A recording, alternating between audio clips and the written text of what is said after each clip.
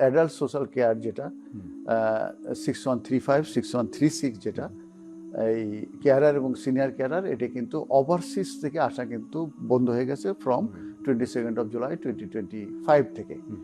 কিন্তু যারা in country already আছে তারা কিন্তু ক্যারি অন করতে পারবে, তাদের জন্য কোনো সমস্যা নেই।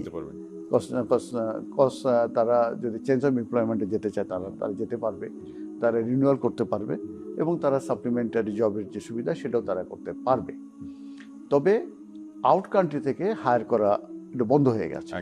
তবে ইন কান্ট্রির ব্যাপারে অনেকে প্রশ্ন করে থাকেন যে এই 6135 6136 যেটা আউট কান্ট্রি থেকে বন্ধ হয়ে গেছে, তারা ইন কান্ট্রি থেকে যারা অলরেডি আছে স্টুডেন্ট হিসেবে, যদি তারা কোর্স কমপ্লিট করেছে, কেউ গ্র্যাজুয়েট ভিসায় আছে, কেউ যদি স্পোর্টস ভিসা আছে কিংবা অন্যান্য কোনো ভিসায় আছে যেখান থেকে সুইচ করার অপশন আছে, সেখান থেকে কি তারা এই 6135 6136 যেতে পারবে কিনা?